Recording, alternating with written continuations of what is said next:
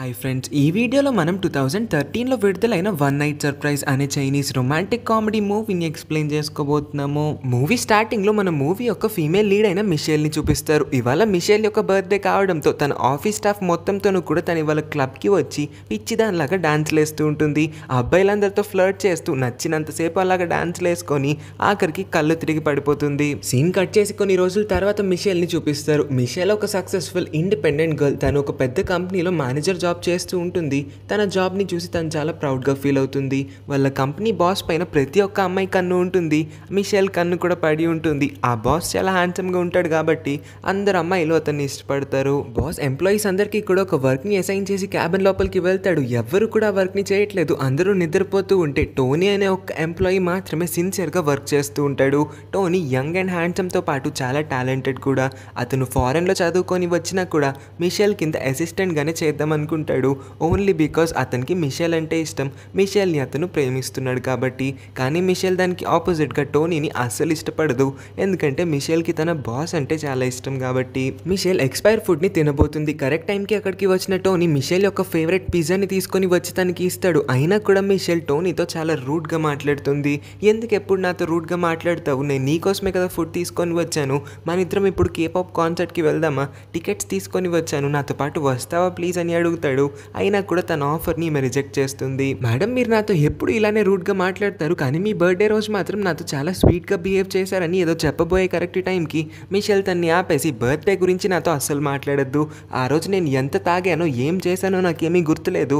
తాగడం వల్లే అలా బిహేవ్ చేసి ఉంటాను. దాని గురించి ఆ టాపిక్ గురించి నా ముందు మరొకసారి తేవద్దని చెప్తుంది. టోనీ రూమ్ నుంచి వెళ్ళంగానే తను తెచ్చిన ఆ పిజ్జాని ఫుల్గా లాగించేస్తుంది. ఆ తర్వాత తన ఇంటికి వెళ్ళి తన క్యాట్తో కాసేపు ఆడుకొని క్యాట్ పక్కనే నిద్రపోతుంది. తర్వాత రోజు లేచి చూస్తే మిషేల్ ఫేస్ పైన చిన్న ఎలర్జీ లాంటిది అయితే ఉండటంతో తను వెంటనే హాస్పిటల్కి పరిగెడుతుంది. డాక్టర్ మిషేల్కి సజెస్ట్ చేస్తుంది, కొన్ని రోజులు నువ్వు నీ క్యాట్కి దూరంగా ఉండు, క్యాట్ వల్లే ఎలర్జీ అని. అదేంటి, నేను నా పిల్లితో ఎన్ని సంవత్సరాల నుంచి ఉంటున్నాను, ఇన్ని సంవత్సరాలుగా లేని ఎలర్జీ సడన్గా ఎందుకు వచ్చిందని అడిగినప్పుడు క్యాట్స్కి దూరంగా ఉండమని డాక్టర్స్ ఎప్పుడు పడితే అప్పుడు చెప్పరు, ఇలాంటి స్పెషల్ టైమ్స్లోనే చెప్తారు. ఇంకా అర్థం కాలేదా? నువ్వు ప్రెగ్నెంట్ అమ్మాయి అయిన హ్యాపీ న్యూస్ని రివీల్ చేస్తుంది డాక్టర్. ఇది ఆమెకి హ్యాపీగా అస్సలు అనిపించదు. మిషేల్ షాక్లో ఉంటుంది. నేను ప్రెగ్నెంట్ ఏంటి? నేను నా జీవితంలో ఒక్క అబ్బాయితో కూడా ఇంతవరకు ఒక్క రాత్రి కూడా స్పెండ్ చేయలేదు. I am virgin. నేను ప్రెగ్నెంట్ అయ్యే అవకాశమే లేదని అరుస్తుంది. డాక్టర్ తిరిగి మిషేల్ పైన అరిచి, బాగా ఆలోచించుకో ఒకసారి, ఏదో ఒక పాయింట్లో నువ్వు ఎవడో ఒకటి పక్కన ఉంటావేమో అని అనగానే మిషేల్కి గుర్తొచ్చేస్తుంది. తన బర్త్డే రోజు క్లబ్లో ఆ రోజు ఫుల్గా తాగి ఉండడం వల్ల మిషేల్కి ఏమీ గుర్తులేదు. కానీ తర్వాత రోజు మాత్రం తను పొద్దున్నే ఒక హోటల్ రూమ్లో సగం బట్టలు వేసుకొని ఉండి లెగిసి ఉంటుంది. ఇదే సీన్ గుర్తు రావడంతో మిషేల్ పరిగెత్తుకుంటూ చెకప్ చేయించుకోవడానికి వెళ్తుంది. చెక్ చేసిన డాక్టర్ కూడా చెప్తాడు, నువ్వు ప్రెగ్నెంట్ అని. డాక్టర్ మిషేల్కి పెళ్ళయిందా, తనకి బాయ్ ఫ్రెండ్ ఉన్నాడా అని అడిగాక తన నుంచి అన్ని నో అనే రెస్పాన్సెస్ పొందిన తర్వాత అతని నోటి నుంచి ఒకే ఒక్క మాట వస్తుంది, 3 నెలల్లోగా మిషేల్కి ఒక బాయ్ ఫ్రెండ్ ఆర్ తనకి ఒక భర్త అంటే బిడ్డకి తండ్రి లేకపోతే మిషేల్ అబార్షన్ చేయించుకోవడం చాలా కష్టమని అయితే అతను చెప్తాడు. సో ఇప్పుడు మిషేల్కి ఏం చేయాలో ఏమీ అర్థం కావట్లేదు. చాలా టెన్షన్ పడుతుంది. మిషేల్ తన అసిస్టెంట్ని కలిసి ఆ రోజు పార్టీకి ఎంతమంది అబ్బాయిలు వచ్చారని అడిగితే అతనేమో లెక్కేసుకొని 20 నుంచి 25 మంది అనుకుంటా, మన ఆఫీస్లో ఉన్న అబ్బాయిలందరినీ ఇన్వైట్ చేశాం కదా మేడం అని అంటాడు. ఇంకేముంది, అంతమంది అబ్బాయిల్లో ఎవరు తనని ప్రెగ్నెంట్ చేశాడని తెలుసుకోవడం చాలా కష్టం కాబట్టి తను ఒక్కొక్కరిని అనుమానించడం స్టార్ట్ చేస్తుంది. ముందు వరుసలో తను అనుమానం లిస్ట్లో మన టోనీ అంటే హీరోనే ఉంటాడు. టోనీని చూడంగానే వీడే అయి ఉంటాడు ఖచ్చితంగా. వీడు ఎప్పుడు వెళ్ళాడు అని అడిగినప్పుడు అందరికన్నా ఫస్ట్ పార్టీ నుంచి టోనీనే బయటికి వెళ్ళాడు. ఎందుకంటే టోనీ వేరే ఊర్లో ఉన్న వాళ్ళ మమ్మీని అర్జెంట్గా కలవాల్సి ఉండడంతో ఆ రోజు గబ్బగబ్బా కంగారుగా పార్టీ నుంచి కాస్త ముందే బయలుదేరిపోయాడు. ట్రైన్ ఎక్కి వేరే ఊరు కూడా వెళ్ళిపోయాడని చెప్తాడు. యాక్చువల్లీ టోనీకి ఫ్లైట్స్ అంటే భయం. అందుకోసమే అతను ఎర్లీగానే ఒక ట్రైన్ని బుక్ చేసుకొని ట్రైన్లోనే ట్రావెల్ చేశాడు. అందరికన్నా లాస్ట్ పార్టీ నుంచి ఎవరు బయటికి వెళ్ళారని అడిగినప్పుడు అసిస్టెంట్ ఒక 5 పేర్లను అయితే చెప్తాడు. ఇంకేముంది, మిషేల్ 5గురిని తన ఇమాజినేషన్లో ఊహించుకొని వాళ్ళని ఇన్వెస్టిగేట్ చేయడం స్టార్ట్ చేస్తుంది. ఆఖరికి ఒక కన్క్లూజన్కి కూడా వస్తుంది. బోబో వల్లే తను ప్రెగ్నెంట్ అయిందేమో అని మిషేల్కి అనిపించడంతో బోబోని కలవాలనుకుంటుంది ఇమీడియట్గా. ఆ తర్వాత అసిస్టెంట్ ద్వారా తెలుస్తుంది మిషేల్ ఆ రోజు బాగా తాగేసి కళ్ళు తిరిగి పడిపోయిన తర్వాత బోబో నేమ్ని ఎత్తుకొని తీసుకొని వెళ్ళి హోటల్ రూమ్లో పడుకోబెట్టాడంట. ఇంకొక ఇంట్రెస్టింగ్ విషయం ఏంటంటే బోబో మిషేల్ యొక్క దూరపు చుట్టపు కజిన్ కూడా. ఖచ్చితంగా వాడికి నేనంటే ఇష్టమై ఉంటుంది. అందుకే ఇంకా ఆ రోజు అడ్వాంటేజ్ తీర్చుకున్నాడేమో అని మిషేల్కి అనుమానం బాగా ఎక్కువైపోవడంతో బోబోకి కాల్ చేస్తూ ఉంటుంది కంటిన్యూస్గా. కానీ వాడు అటు పక్క నుంచి పిక్ చేయట్లేదు. అందుకే తను ఎలాగైనా వీలైనంత తొందరగా బోబోని కలిసి విషయం మొత్తం గురించి మాట్లాడాలనుకుంటుంది. ఈ లోపే టోనీ ఆమెకి లిఫ్ట్ ఇవ్వడానికి అయితే తన దగ్గరికి వస్తాడు. మిషెల్ తన లిఫ్ట్ని అయితే యాక్సెప్ట్ చేయదు, కానీ నీకు క్యాట్స్ అంటే ఇష్టమని అడుగుతుంది. ఎందుకు ఇష్టం లేదు, నాకు క్యాట్స్ అంటే ఇష్టం, క్యాట్స్కి కూడా నేనంటే చాలా ఇష్టమని బిల్డప్ ఇచ్చుకుంటాడు. మిషెల్ టోనీని తన ఇంటికి తీసుకుని వెళ్ళి ఒక్క 3 నెలల పాటు తన పిల్లిని వాడి దగ్గర ఉంచుకోమని అడుగుతుంది. టోనీకి కూడా ఎటువంటి అభ్యంతరం లేదు. 3 నెలలకేం పాపం, జీవితాంతం ఉంచుకోమని ఉంచుకుంటాను, నువ్వు ఎంతవరకు అయితే నాతో స్వీట్గా మాట్లాడతావో అంతవరకు నేను నీ పిల్లిని కూడా బాగా చూసుకుంటానని చెప్తాడు. అప్పుడే టోనీ కళ్ళు మిషెల్ వాళ్ళ ఇంటి గోడలు, సోఫా ఇంకా వాళ్ళ ఇంట్లో ఉన్న ఆర్ట్ పీసెస్ పైన పడతాయి. మిషెల్ ఇవన్నీ సొంతంగా తనంతలు తానే తయారు చేసుకుందంట. తనకి ఆర్ట్ అండ్ క్రాఫ్ట్స్ పైన ఇంట్రెస్ట్ అని చెప్తుంది. అయితే నీ అంతలు నువ్వే ఒక షాప్ కూడా కట్టాలనుకుంటా, మీ షాప్ పేరు మిషెల్ క్రాఫ్ట్స్ అని పెట్టుకున్నారంటే చాలా తక్కువ టైంలోనే కోటీశ్వరాలు అయిపోతారు మేడం, ఈ ఐడియా ఎలా ఉంది అని అడిగినప్పుడు చెప్పింది మాత్రమే చేయి, సోదాపి నా పిల్లిని కొంచెం తీసుకొని ఇక్కడి నుంచి బయలుదేరమని చెప్తుంది. వెళ్లే ముందు టోనీ బర్త్డే రోజు అంటే మిషెల్ తాగిన మధ్యలో టోనీకి ఐ లవ్ యూ అని చెప్పి ప్రపోజ్ చేసిందన్న విషయాన్ని ఇంకొకసారి గుర్తు చేస్తాడు. కానీ మిషెల్కి అదేమీ గుర్తులేదు. తిరిగి వాడిపైన అరిచి మర్యాదగా నా ఇంటి నుంచి వెళ్ళిపోని అరుస్తుంది. ఇంకా వాడు అక్కడి నుంచి వెళ్ళిపోయిన తర్వాత మిషెల్ ఎంత పడుకోవడానికి ట్రై చేసినా ఆమెకి నిద్ర అయితే పట్టట్లేదు. ఇలాగ గత కొన్ని రోజులుగా ఆమెకి జరుగుతుంది. చాలా ఇరిటేటెడ్గా కూడా ఫీల్ అవుతుంది. తర్వాత రోజు మిషెల్ తన కజిన్ అయిన బోబోని కలవడానికి వచ్చినప్పుడు బోబో యొక్క గర్ల్ ఫ్రెండ్ బోబో దగ్గరికి మిషెల్ని తీసుకుని వెళ్తుంది.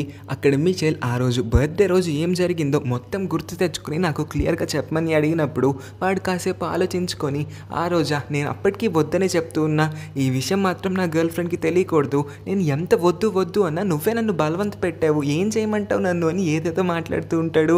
ఇదంతా వినను మిషెల్కి గుండె ఆగిపోతుంది. మిషెల్ తన ఇమాజినేషన్ని కూడా ఆన్ చేసుకొని బోబో మాటలన్నింటినీ కూడా ఊహించుకోవడం స్టార్ట్ చేస్తుంది.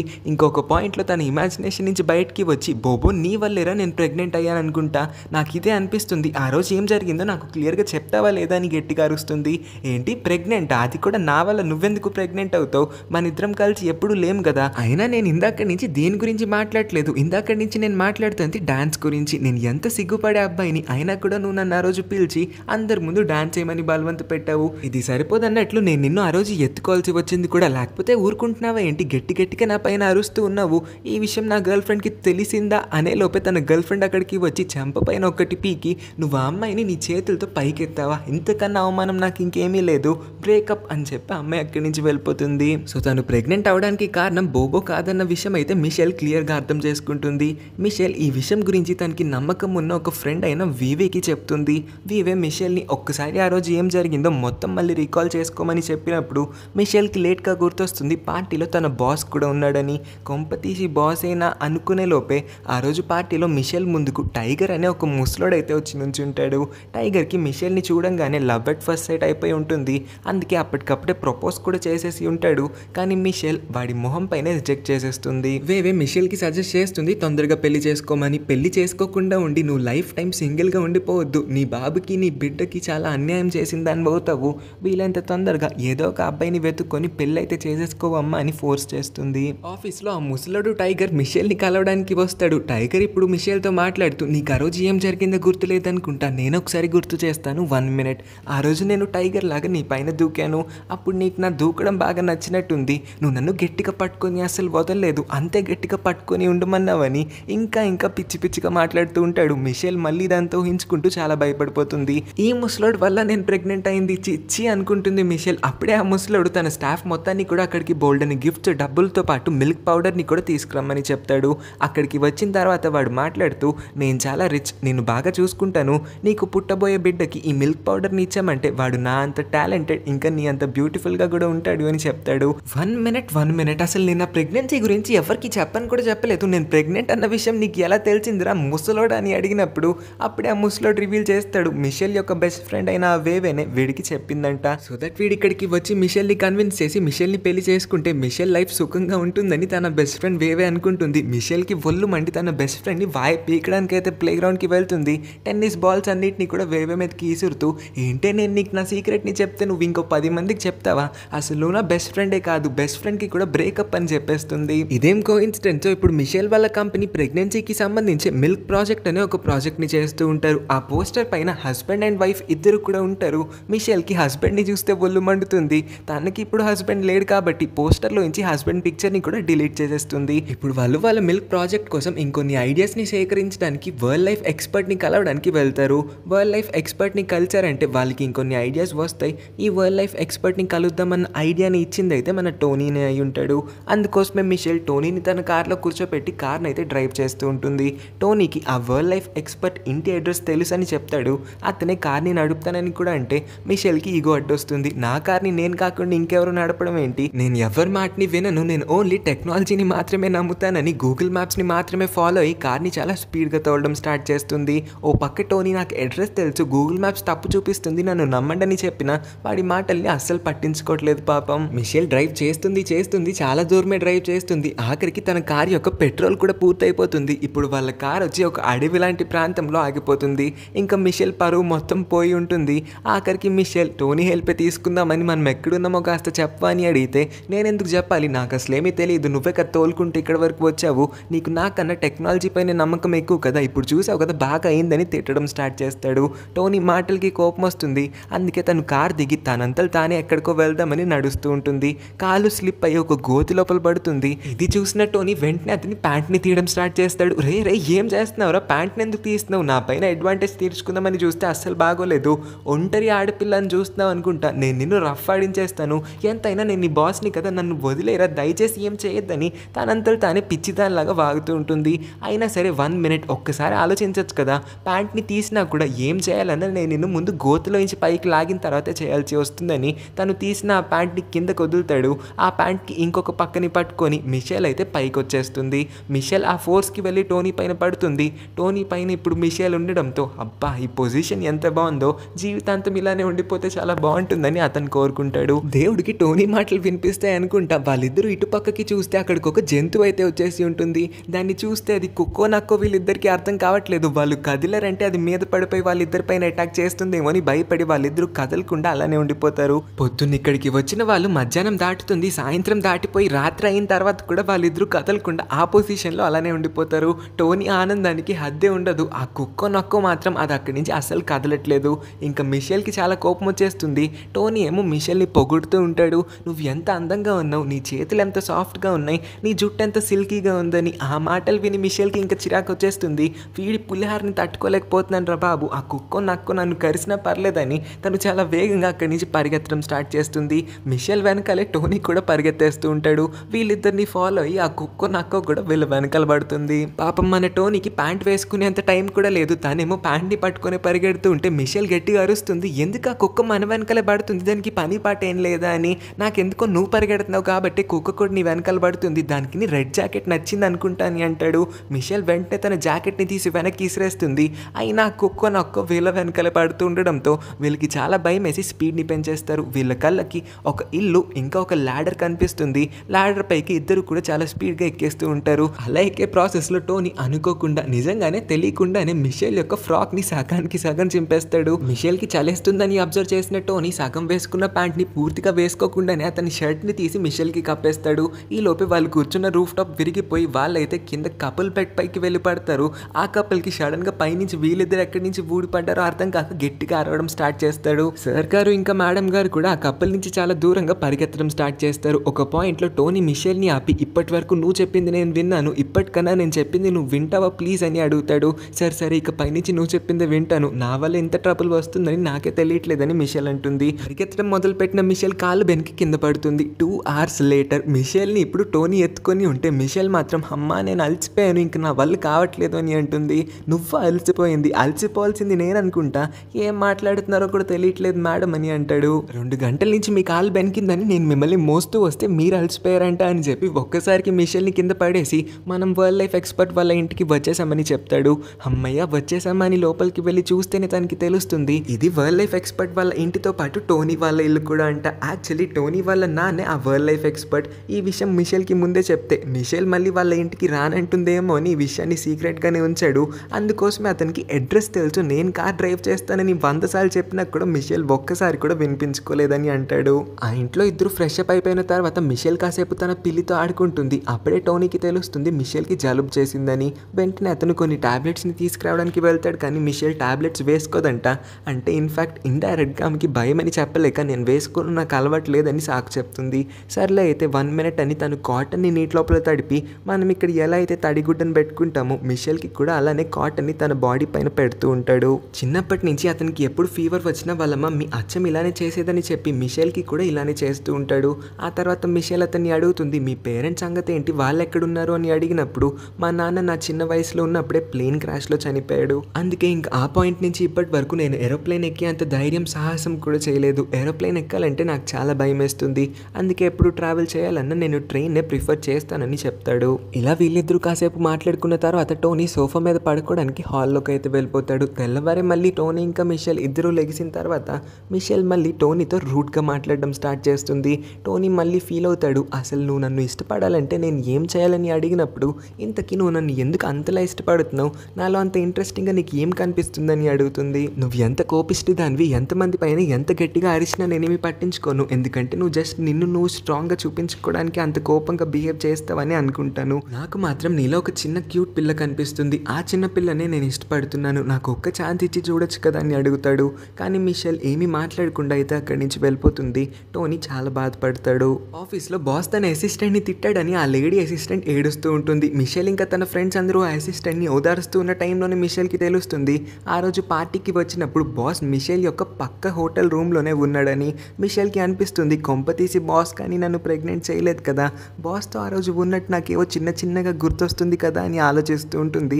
మిషేల్ లోపల చాలా హ్యాపీగా ఫీల్ అవుతుంది, ఎందుకంటే తనకి ముందు నుంచి బాస్ అంటే ఇష్టం కాబట్టి బాస్ని ఇప్పుడు పెళ్లి చేసుకోబోయే గోల్డెన్ ఆపర్చునిటీ తనకి కనిపిస్తుందని అయితే సంతోషపడుతుంది. బాస్ని కలిసి ఇండైరెక్ట్గా ఈ విషయం గురించి అడిగినప్పుడు బాస్కి కూడా చిన్న ఫ్లాష్ బ్యాక్స్ గుర్తొస్తూ ఉన్నాయి. ఆ రోజు తను నిద్ర లేచినప్పుడు తను ఒక హోటల్ రూమ్లో బట్టలు లేకుండా ఉన్నాడు, అది కూడా తన పక్కన ఏదో ఒక అమ్మాయి ఉందని అయితే తనకి గుర్తొస్తుంది. బాస్ యొక్క హావభావాలన్నీ చూసిన తర్వాత మిషేల్కి కూడా అర్థమైపోతుంది, ఖచ్చితంగా బాస్ వల్లే తను ప్రెగ్నెంట్ అయ్యిందేమో అని. అందుకే వెంటనే వెళ్ళి బాస్కి తన మనసులో ఉన్న మాటని చెప్పి బాస్కి ప్రపోజ్ చేసి అతనికి ముద్దు పెట్టుకుందామని దగ్గరికి అలా వెళ్తున్న టైంలో తను వెళ్ళి టేబుల్కి ముద్దు పెడుతూ ఉంటుంది పిచ్చిదానిలాగా.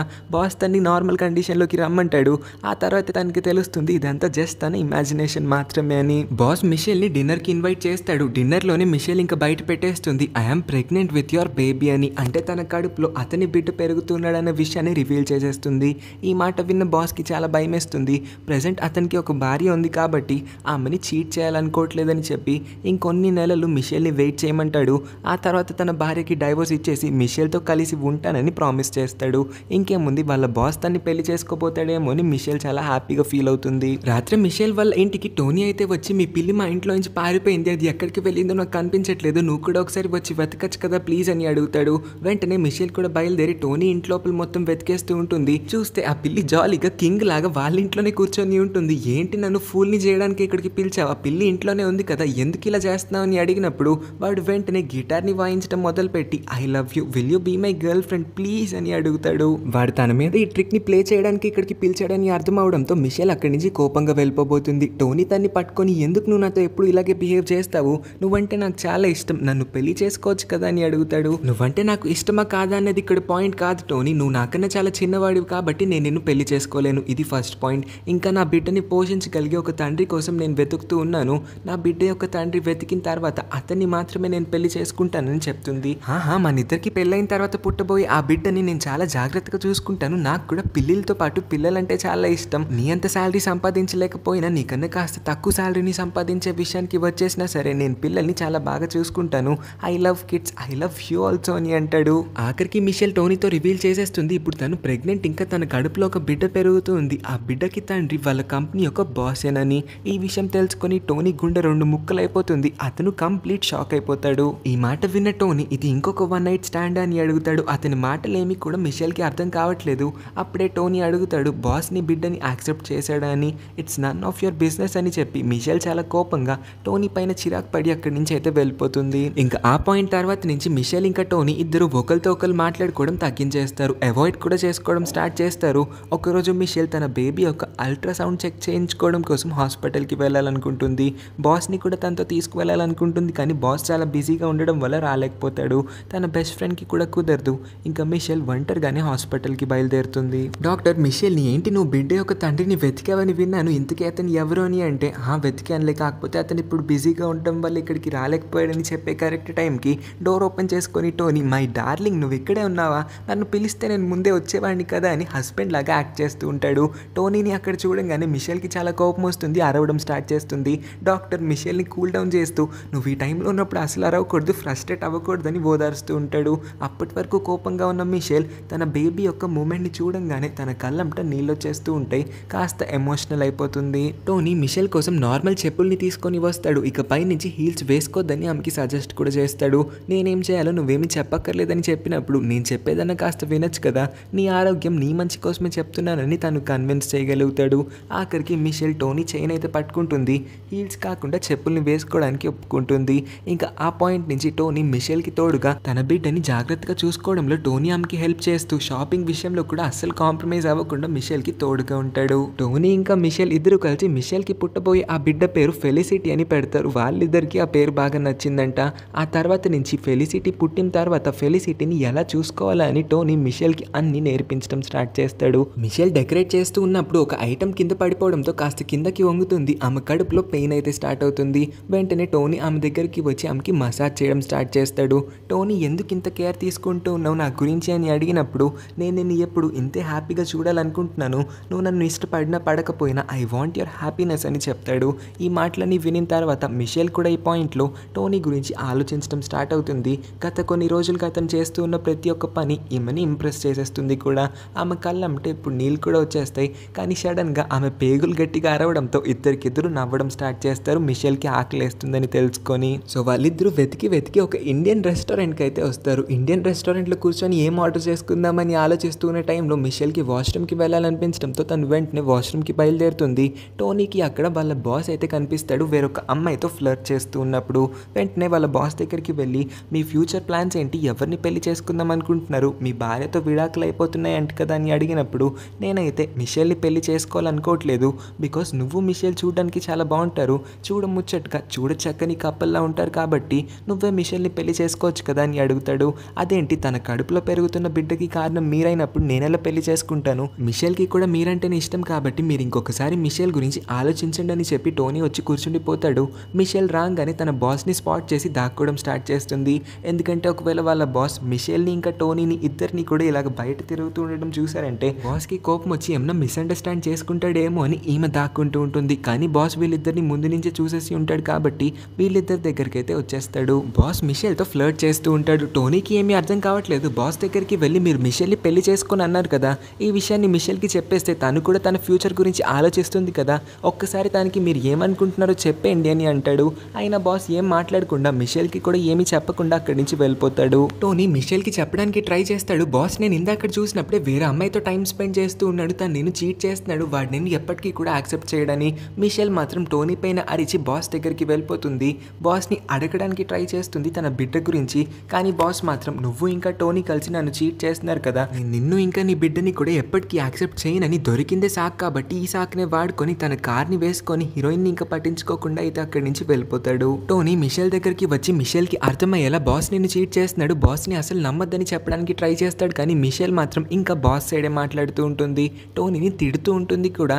టోనీకి ఇంకా చాలా కోపం వస్తుంది. అయినా కూడా అతను భరించి ఇంకా తన వెనకాల నడుస్తూ ఉంటాడు. నువ్వు నాకు హెల్ప్ చేసినంత మాత్రాన నీకు నన్ను క్రిటిసైజ్ చేసే అధికారం ఎవరిచ్చారు, నువ్వు నాకు హెల్ప్ చేసినంత మాత్రాన ప్రేమ పుట్టేస్తుంది అనుకుంటున్నావా, నువ్వంటే నాకు అసలు ఇష్టం లేదని అబద్ధం అయితే చెప్తుంది. టోనీని ప్రస్తుతానికి తన నుంచి దూరంగా చేయడానికి అయితే ఇలాంటి ప్రయత్నం చేస్తుంది.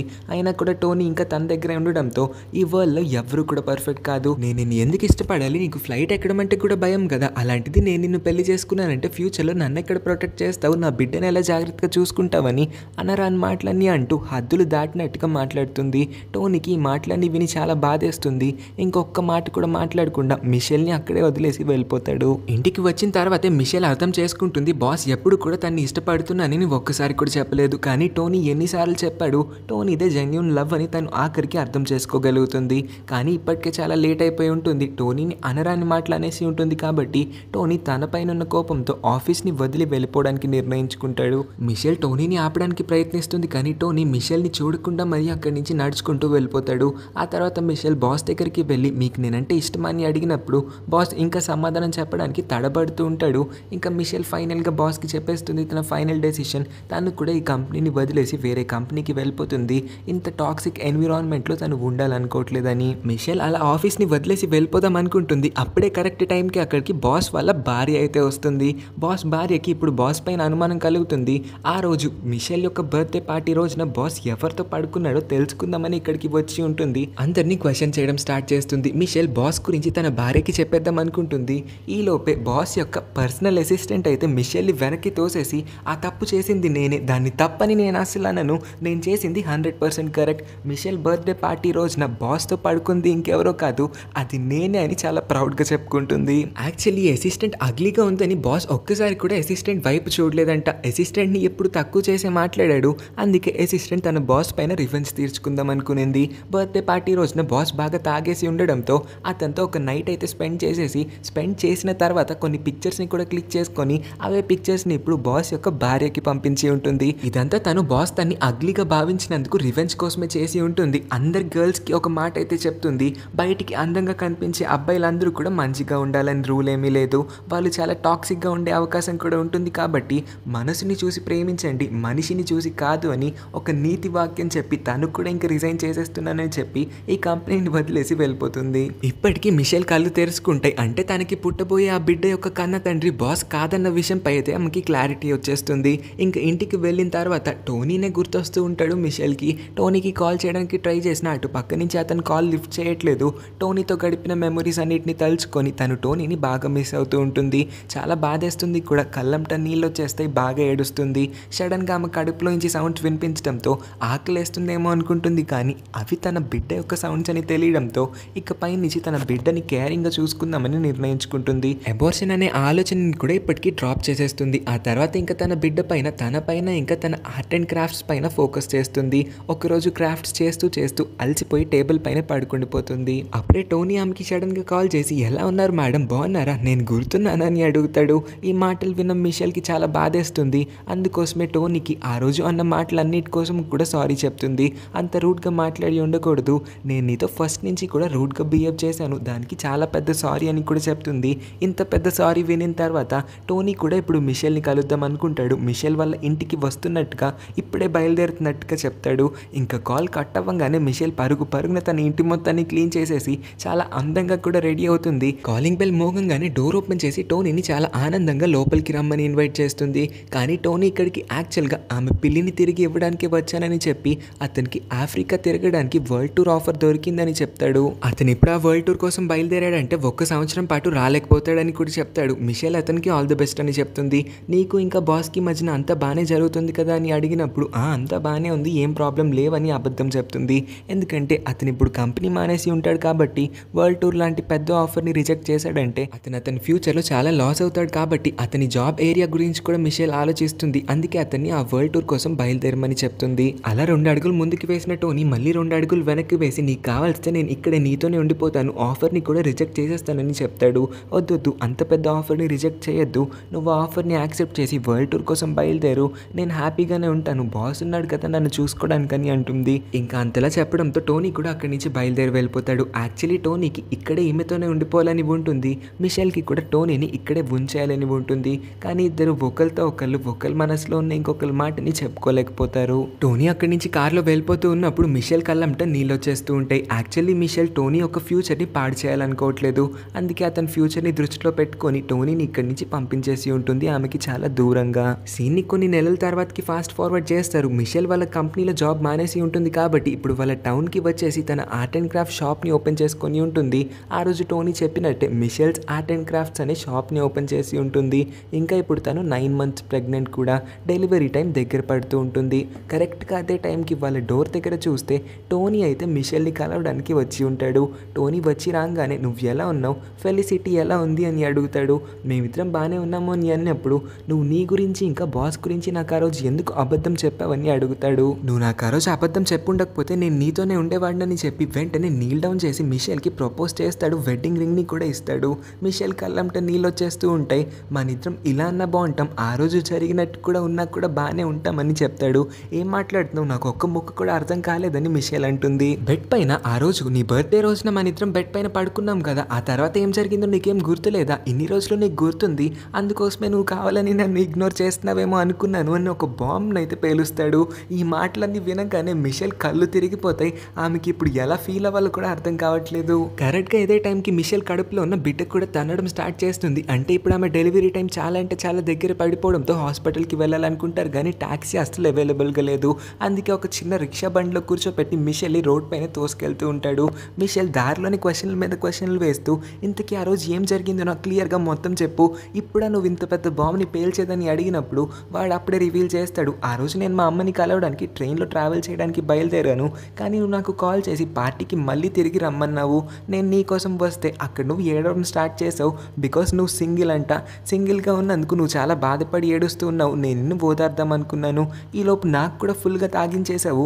నేను తాగిన మత్తులో ఏం చేస్తున్నానో నాకు గుర్తులేదు, అయినా నన్ను నేను కంట్రోల్ చేసుకోవడానికి చాలా ట్రై చేశా. నేను నీకు ఆ రోజే మొదటిసారి ప్రపోజ్ చేసి ఐ లవ్ యూ కూడా చెప్పా. తిరిగి నువ్వు కూడా నన్ను ఇష్టపడితే చాలా హ్యాపీగా ఫీల్ అవుతా అని కూడా చెప్పాను. ఈ మాటలకి ఇంప్రెస్ అయినట్టున్నావు. నువ్వు వెంటనే నన్ను దగ్గరికి లాక్కొని కిస్ చేయడం స్టార్ట్ చేసావని అంటాడు. ఓరి యదవా, నేను నీకు జస్ట్ ముద్దు పెట్టినంత మాత్రాన నువ్వు అంత పని చేయాలని అడిగినప్పుడు నేనేమి అంత పని చేయలేదు.